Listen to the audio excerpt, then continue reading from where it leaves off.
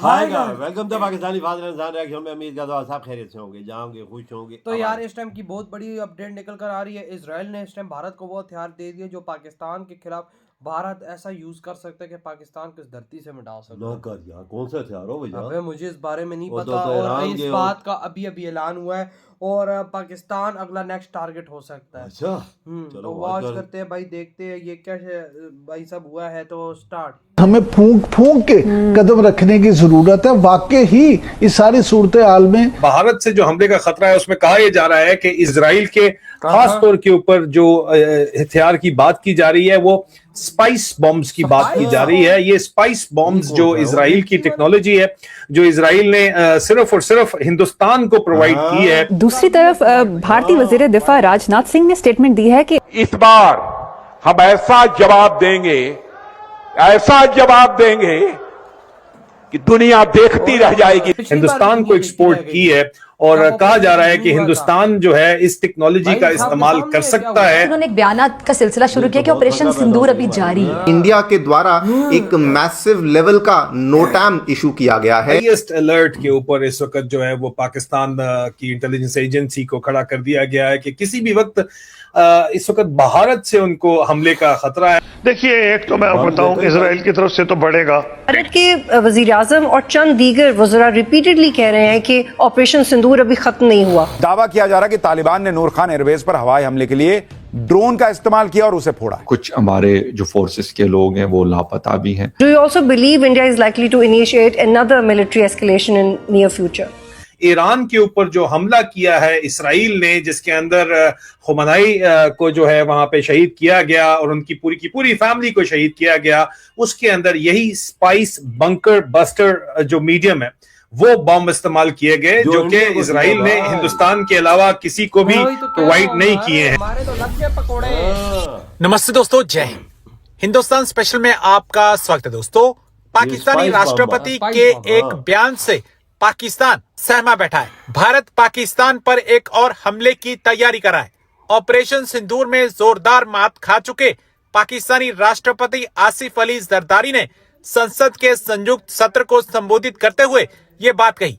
जरदारी ने सोमवार को अपने संबोधन में एक और भारत के साथ बातचीत की वकालत की तो दूसरी ओर परोक्ष रूप से संभावित टकराव की चेतावनी भी दे डाली। उन्होंने कहा कि भारत को युद्ध की तैयारी से पीछे हटकर बातचीत की मेज पर लौटना चाहिए, क्योंकि क्षेत्रीय सुरक्षा का यही एकमात्र रास्ता है। भारतीय सूत्रों ने इन बयानों को राजनीतिक संकेत और रक्षात्मक मुद्रा करार दिया। सूत्रों के अनुसार ये बयान पाकिस्तान के भीतर चल रहे कई घरेलू और क्षेत्रीय संकट से ध्यान हटाने की कोशिश हो सकती है। भारत का रुख साफ रहा है, किसी भी सार्थक बातचीत के लिए पाकिस्तान को अपनी जमीन से संचालित आतंकी नेटवर्क्स के खिलाफ ठोस कार्रवाई करनी होगी। भारत से जो हमले का खतरा है उसमें कहा यह जा रहा है कि इजराइल के कुछ हथियार हैं वो इस्तेमाल हो सकते हैं और इजराइल ही की इंटेलिजेंस इस्तेमाल हो सकती है और इजराइल के खास तौर के ऊपर जो हथियार की बात की जा रही है वो स्पाइस बॉम्ब्स की बात की जा रही है। ये स्पाइस बॉम्ब्स जो इजराइल की टेक्नोलॉजी है,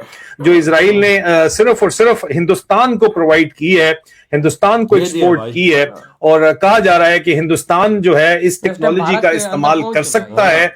ईरान के ऊपर जो हमला किया है इसराइल ने, जिसके अंदर खुमैनी को जो है वहां पे शहीद किया गया और उनकी पूरी की पूरी फैमिली को शहीद किया गया, उसके अंदर यही स्पाइस बंकर बस्टर जो मीडियम है वो बॉम्ब इस्तेमाल किए गए जो कि इसराइल ने हिंदुस्तान के अलावा किसी को भी प्रोवाइड नहीं किए हैं। ये बात आप ज़हन के अंदर रख लीजिए। और इस चीज को देखते हुए ये एनालिसिस है पाकिस्तान की इंटेलिजेंस कम्युनिटी का कि इसराइल और हिंदुस्तान, जाहिर बात है कि इस वक्त मैंने जब हिंदुस्तानी जराए के साथ इसके ऊपर बात की जो कि अनबाइस्ड हैं, उन्होंने ये मुझे कहा कि इसराइल को अगर देखा जाए हिंदुस्तान के साथ तो इसराइल इस वक्त ईरान को इतना बड़ा खतरा अपने लिए नहीं समझता जितना बड़ा खतरा पाकिस्तान को समझता है। और खासतौर के ऊपर हिंदुस्तान और इसराइल का जो इत्तेहाद है वो भी घूमता है पाकिस्तान के खिलाफ। मैं हैरान तो हुआ, मैंने जब इस जीत के ऊपर मजीद तहकीक की तो उनका ये कहना था कि देखो दो चीजें, एक तो बात यह है कि एक तो सियासी सत्ता के ऊपर पॉलिटिकली जो इस वक्त जो हालात हैं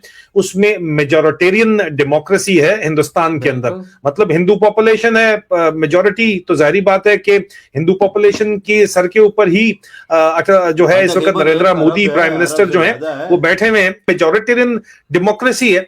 उसको उन्होंने मिक्स किया है इजराइल के साथ ताल्लुकात को मजीद बढ़ाने के लिए। उसको उन्होंने किस तरह मिक्स किया है कि यहूदियों को, ज्यूज को बुरा नहीं समझा जाता हिंदुस्तान के अंदर। इनके झंडे के ऊपर आपको इस वक्त नजर आ रहा है जो स्टार ऑफ डेविड, इस स्टार ऑफ डेविड को हिंदू मजहब के अंदर नौगिरा कहा जाता है, और नौगिरा जो है उनकी 9 प्लैनेट्स हैं जिनकी पूजा की जाती है। जितने भी रिचुअल्स हैं हिंदू मजहब की मेजॉरिटी रिचुअल्स के अंदर नौगरा की जो है वो पूजा की जाती है। हमारे जो फोर्सेस के लोग हैं वो लापता भी हैं, यकीनी तौर पर वो अफगानिस्तान के जो फोर्सेस हैं उनके हाथों यरगमाल हो चीज देखने को मिल रही है। बल्कि बड़ी हैरानगी हो रही है कि हमारा मामला था हमारा क्लेम ये था कि टीटीपी जो है तहरीक तालिबान पाकिस्तान, वो अफगानिस्तान में है और पाकिस्तान और अफगानिस्तान का जो बॉर्डर का इलाका है वहां पर उसकी मौजूदगी है। अच्छा, उसके बाद बात बढ़ती गई, कहते हैं कि हम उसको उनको निशाना बना रहे हैं, उनकी जो प्रेजेंस है जहां जहां पर। अगर हमारा जो मसला है वो टीटीपी के साथ है तो टीटीपी, एक तो ये कि हमारा क्लेम ये था कि बॉर्डर के इलाकों में है, फिर दूसरा आज तकरीबन 7वां 8वां दिन है कि ये सिलसिला चल रहा है 26 फरवरी से।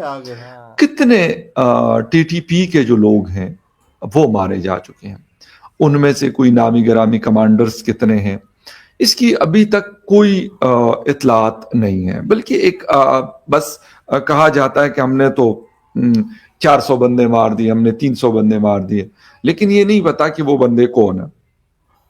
अच्छा, फिजिकल अटैक किया है 16 लोकेशन पे अफगानिस्तान में।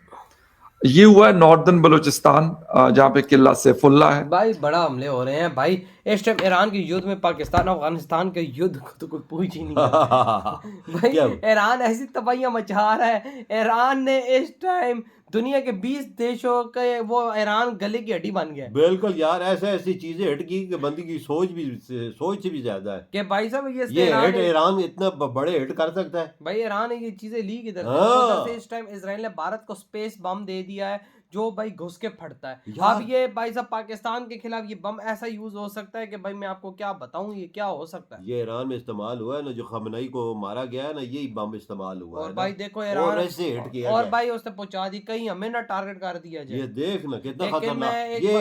ये ऐसी चीज है कि ये जब नीचे जाता ही तो ड्रिल करता ही जाके उधर फटता ही ना 35-40 गज जमीन को भी ऊपर उठा के और बिल्डिंग को भी नीचे खत्म कर देता है। आगे को बचने का चांस ही ना, मतलब चोट मोट लगने का सीन ही नहीं। पूरी बिल्डिंग को उठाता नीचे फेंकता नीचे देख ले फिर कितना खतरनाक बम है ये। वही ना, और जो अंदर वो जो कैजुअलिटीज करता है वो अलग, जो बारूद मारता है वो अलग। लेकिन मैं इधर एक इस टाइम इंडिया को एक ही बात बोलूंगा यार, देखें आप एशिया के अंदर एक महाशक्ति देश है, बिल्कुल आप बड़ी पावर है, आप इस सबको सिचुएशन को हैंडल कर सकते हैं। बिल्कुल मैं देखो मैं सीधी बात करूंगा, इस टाइम पाकिस्तान भी युद्ध में, अफगानिस्तान, ईरान, हमारा इस टाइम एशिया इस टाइम युद्ध में। अगर आप लोग भी युद्ध में आ जाएंगे तो क्या फर्क पड़ रहा है? बिल्कुल हम तो गधे हैं भाई, सीधी सी बात है, जो आपस में युद्ध लड़ रहे हैं। भारत को इधर अक्लमंदी का मुजाहरा करना चाहिए, भारत को इधर फौरन सामने आकर रुकवाना चाहिए।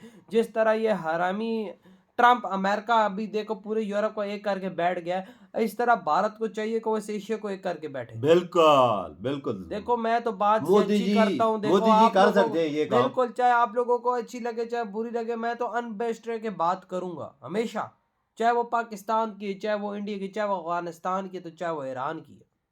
लेकिन ये है कि भारत इधर अगर सबको एक करने में कामयाब हो जाता है, साला हमारे एशिया में इतनी पावर है कि ये यूरोपियन कुत्ते अपने भाई सब गलों में पट्टे बांध के हमारे हाथों में जंजीरें दे देंगे, लो हमें लीड करो, तो हम लोग वो देश बन सकते हैं यार। लेकिन भाई सब ये भारत को करना पड़ेगा, क्योंकि एशिया के अंदर 3 बड़ी ताकतें हैं, रशिया, भारत, चाइना, सब कुछ कर और उधर क्या है यूरोप के अंदर कौन सी बड़ी ऐसी ताकत है? कोई नहीं है। हमें लड़वाया जा रहा है आपस में और हम समझ नहीं रहे हैं। भारत को इधर जरा आगे आना पड़ेगा। बिल्कुल। और देखो ट्रम्प ने एक सीटी मारी है तो सारे एक मेज पे इकट्ठे हो गए, सारे हरामी हैं नंबर के। वो भाई आपकी क्या थाट है यार इस बारे में? इधर वीडियो खत्म कर देते हैं।